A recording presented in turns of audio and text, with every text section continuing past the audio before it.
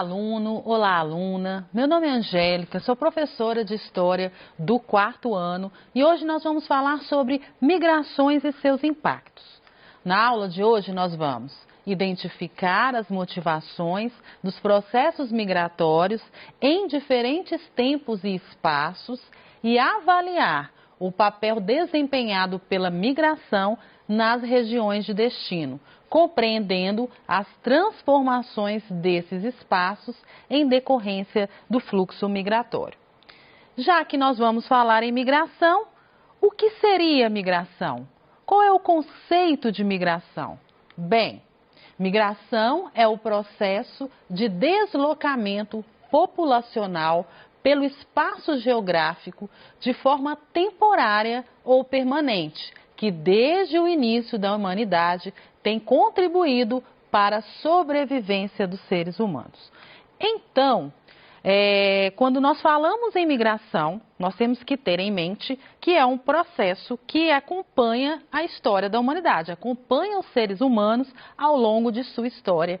Então, por esse motivo, eu trouxe até um exemplo aqui para vocês, um mapa que se refere aos caminhos dos seres humanos para a América, né? É sabido que os seres humanos saíram da África e povoaram o resto do planeta. Então, por esse motivo, percebemos a chegada desses seres humanos, essa migração dos seres humanos até onde é a América.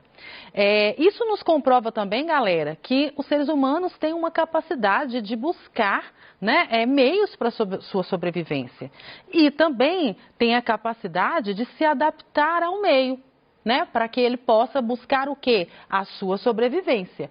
Como nós vimos nesse slide anterior, o conceito de migração, ele parte justamente a migração, ela parte justamente de uma necessidade dos seres humanos de buscarem sobreviver, né? E a gente vai buscar entender como que esses processos migratórios, eles vão acontecendo para que a gente possa perceber as diferenças que existem dos tipos de migração. Vamos lá então?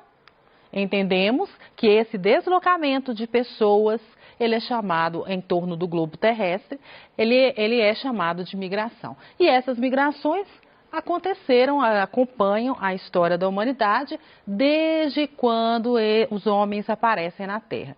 Nós podemos voltar, inclusive, novamente lá na pré-história, lá no Paleolítico, na primeira fase da pré-história. Eu disse para vocês, inclusive, em aulas anteriores, que os homens, eles viviam da caça e da coleta, né? Eles colhiam da natureza aquilo que eles precisavam e viviam da caça ali.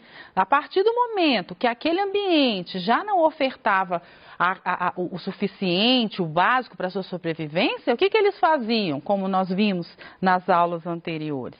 Eles migravam. Eles iam para outros lugares em busca de alimento, em busca da sobrevivência. E aí, professora, me pergunta para a gente assim, vocês podem me perguntar, professora, o que tem a ver a migração com a globalização? Bem, galera, a globalização, todo mundo focando em mim, olhando para mim, a globalização, nós falamos em aulas anteriores, que essa conexão, né, entre os países, né, na atualidade, pensando numa globalização atual, eu disse para vocês que até eu citei um autor aqui, um cientista, que vai dizer o seguinte, que o mundo vai chegar ao ponto de se transformar numa aldeia global. Isso quer dizer que o mundo vai ficar pequeno graças a essas conexões. Nós falamos que isso se refere à globalização. E ao conhecer, né, povos diferentes, culturas diferentes, lugares diferentes, a possibilidade de migração ela aumenta, eleva, né? Então nós temos aqui toda a oportunidade de relacionar migração e globalização. Facilita o contato, facilita o conhecimento acerca de povos e culturas diferentes, mas também facilita esse processo migratório, de deslocamento de pessoas o tempo inteiro por diversas razões. Eu trouxe para vocês essas duas imagens porque elas nos mostram, nos evidenciam uma característica importante desse processo migratório. Né? Eu falei com vocês que os homens, os seres humanos, eles vão se adaptar ao ambiente, né? E vão buscar também outros espaços quando aquele não oferta o que ele precisa para a sobrevivência. Isso demonstra, e essas imagens aqui vêm nos demonstrar, que os homens, eles têm a capacidade de ocupar lugares que muitas das vezes a gente pensa assim, nossa, será que existe possibilidade de pessoas morarem aqui? Como é o caso dessa imagem aqui, desse lugar muito gelado, né? A gente, nossa, será que existe essa possibilidade? E os homens são capazes, e né, a imagem nos demonstra isso, de sobreviverem em lugares que a gente nem imagina, como é o caso também dessa primeira imagem aqui. Lugares com climas tropicais, outros com lugares muito frios. E aí a gente vai percebendo que além dessa questão da adaptação, é carregado aí também pelas questões de migração, que a gente vai dar continuidade aqui agora. Entendido? Todo mundo comigo? Compreendemos então o que significa migração, o conceito de migração. Entendemos também que migração vem acompanhando os seres humanos ao longo da história. E entendemos também que o homem tem a capacidade de se adaptar ao meio, mas também tem a capacidade, e ele vai buscar isso, outros lugares, migrar para outros espaços, para que atendam às suas necessidades. Estamos entendidos? Podemos prosseguir? Olha lá, hein, galera? Todo mundo comigo. Trouxe uma historinha para vocês aqui. Acompanhem comigo essa história. Manuela e um novo lar. Manu é uma criança de apenas 9 anos, que morava com sua família no interior do Nordeste brasileiro e teve de se mudar para Minas Gerais, uma região bem diferente da sua. Manu sentiu a diferença na maneira de mineiros falarem, nas festas comemorativas, nas formas de dançar e até nas brincadeiras.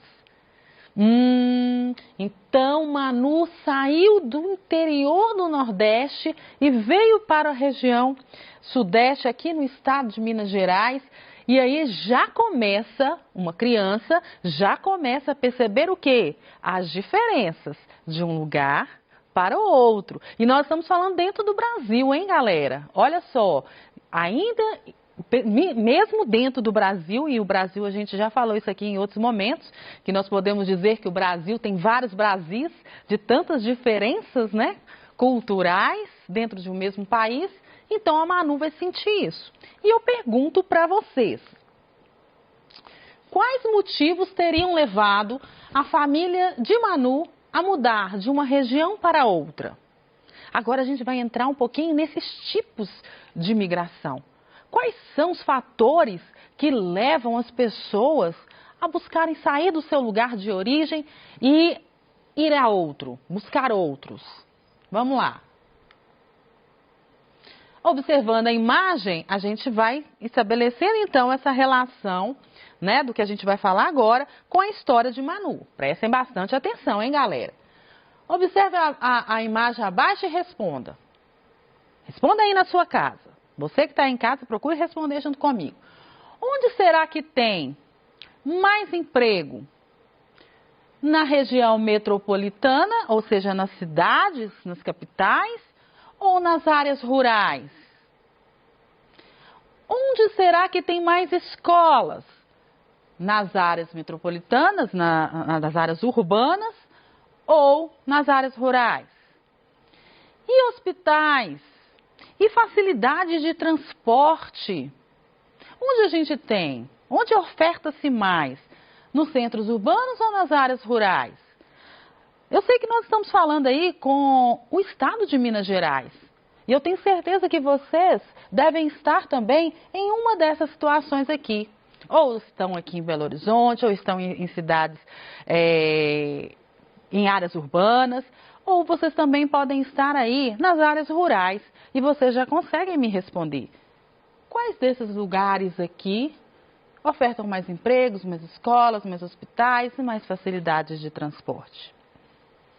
Se a gente for parar para pensar, esse é um dos motivos que pode ter levado, por exemplo, a família de Manu a sair lá do interior do Nordeste em busca de outras oportunidades aqui no Sudeste, né? Pensando talvez numa promoção de trabalho, pensando talvez em uma oportunidade de estar mais próximos de determinados recursos, quem sabe, né? Então vamos falar um pouquinho dos tipos de migração. Nós temos então a migração que é chamada de migração espontânea e aquela que a gente chama que é a migração forçada. Na migração espontânea, o próprio nome já está dizendo, é espontâneo. Eu vou porque eu quero, porque eu acho que é importante, porque eu acho que vai ser melhor. Então, espontânea é quando o sujeito planeja espontaneamente migrar para outra região, seja por motivo econômico, o que eu acabei de falar, né? Eu tenho uma oferta de trabalho bacana, recebi uma promoção, ou lá tem mais oportunidades de trabalho, seja por motivo político, estou gostando dessa administração aqui não. Eu acho que eu vou buscar outro lugar, porque eu fiquei sabendo que lá, por exemplo, no estado de Minas Gerais, tá bacana. E por motivos culturais, eu tenho afinidade por determinado tipo de cultura, eu quero estar mais próxima dela. Né? Então, a minha família tem toda uma carga cultural de determinado lugar, então eu vou voltar para lá, já se eu sair, se a minha família saiu, vou retornar.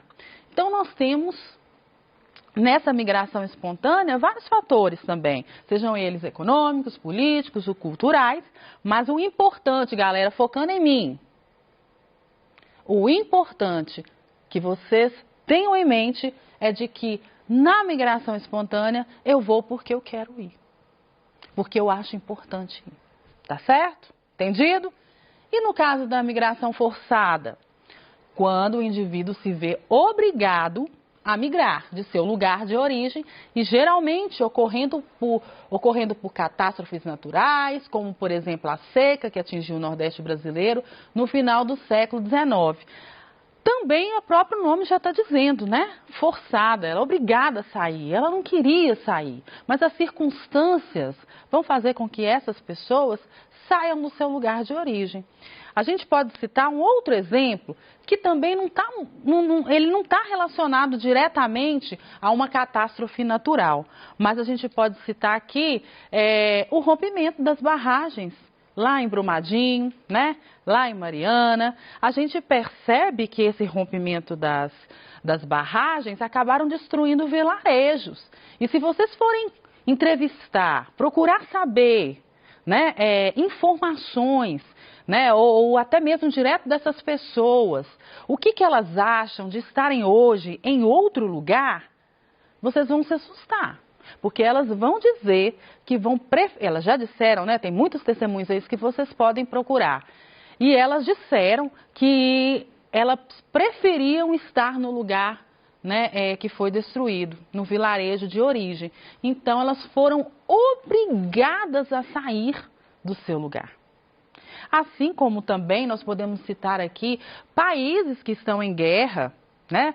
Países onde não oferece uma estrutura básica de sobrevivência. Então essas pessoas são obrigadas a sair em busca de outros lugares. Estamos entendidos? Está claro para vocês que tipos de migração espontânea e forçada? Uma, eu vou porque eu quero, porque eu me sinto à vontade de ir. O outro é porque eu não tenho outra alternativa, então eu tenho que sair do meu lugar de origem. Aqui eu trouxe para vocês algumas imagens para a gente ir refletindo, né? A leitura da imagem ela é importante também nesse processo de construção da aprendizagem. Nós temos aqui nessa imagem, nós temos uma pessoa saindo do interior e indo para a cidade, até a indicação é a cidade, no intuito de nos mostrar que talvez a cidade ofereça mais, talvez não, a cidade oferece mais recursos de assistência, de sobrevivência para as pessoas. E a imagem de cima mostra uma migração meio que forçada, uma migração forçada. Quase 71 milhões de pessoas foram forçadas a deixar seus lares em 2018. Né? Então, nós temos um mundo que ainda vive em vários pontos com guerras.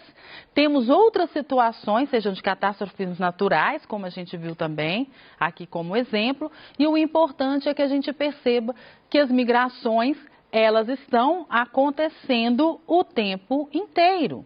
Estamos entendidos, galera? Ótimo! Levando em consideração os tipos de migração, a gente também fala sobre essa diferença entre êxodo rural e êxodo urbano. Porque a professora falou que nas cidades tem mais recursos, aí o pessoal do interior. Então ninguém migra para o interior? Que migra. Tem muita gente que hoje está optando sair das cidades, das áreas urbanas e ir em direção às cidades do interior, galera. Por que isso? Por causa de mais segurança, mais qualidade de vida. Então a gente percebe também uma migração de pessoas saindo das cidades e indo em direção ao campo. Então, o êxodo rural, mudança de um conjunto de pessoas, normalmente são famílias, da área rural para os grandes centros urbanos. Os principais objetivos são novas oportunidades de trabalho, como a gente já falou aqui, melhorias de vida e a insatisfação de morar no campo. O êxodo urbano, que é o contrário, é a saída das pessoas dos centros urbanos e indo em direção ao campo ou às áreas rurais, nós temos deslocamento de um conjunto de pessoas que saem dos grandes centros urbanos e vão para as áreas rurais.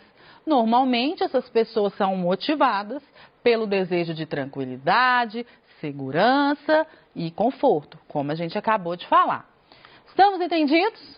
Trouxe imagens aqui para que vocês também façam a leitura delas aí em casa, mas a gente tem aqui uma migração que é o êxodo rural e tem uma outra migração, né? A gente pode pensar aí também na mão contrária, né? As pessoas saindo dos centros urbanos e indo para as áreas rurais. Outra diferença que vocês precisam de saber é em casa, galera. Existe uma diferença entre imigrar e migrar. A gente falou de migração no geral. Migração é deslocamento de pessoas pelo globo. Mas a gente tem uma diferença entre imigrar e emigrar. Imigrar é um movimento de entrada em um país com o intuito de morar nele. A imigração de venezuelanos no Brasil e em outros países da América Latina é um tema debatido constantemente na mídia. Nesse caso, os venezuelanos são imigrantes no Brasil, pois saíram do seu país em busca de moradia em outra nação. Então, estamos aqui no Brasil, vieram pessoas de fora, nós estamos falando de imigrantes. Né? Chamamos essas pessoas que estão aqui no Brasil, que vieram de fora, de imigrantes. Emigrar corresponde ao ato de sair. Se imigrar é entrar, emigrar é sair. Corresponde ao ato de sair do país. Utilizando aí o mesmo exemplo acima, poderíamos dizer que os venezuelanos emigraram da Venezuela. Eles saíram da Venezuela. Estamos entendidos essa diferença aí, galera? Tem que estar afiado, hein? O que atrai os imigrantes, então? Políticas de Estado bacana, vou para aquele país porque lá as políticas de Estado elas são legais, elas são elas têm um objetivo de incluir, não de excluir. Emprego com uma quantidade bacana que dá para poder aproveitar, condições de vidas melhores. E o que repele ou afasta os imigrantes? Conflitos, desemprego, más condições de vida, questões étnicas, xenofobia. Xenofobia, para você que não sabe o que é ainda, galera, tem que saber, hein? Xenofobia quer dizer aversão ao estrangeiro. E dentre essas questões, né, a violência, o desemprego são aquelas que mais afetam, né, e que têm aí levado pessoas a saírem de seus locais de origem. Nós chamamos essas pessoas que inclusive saem, normalmente no mundo vocês estão ouvindo muito falar isso nos noticiários, de refugiados, né? Pessoas que se deslocam porque são obrigadas a saírem do seu espaço por causa de uma questão principalmente de guerra. No mais, a pergunta que eu vou fechar a aula de hoje com vocês, né?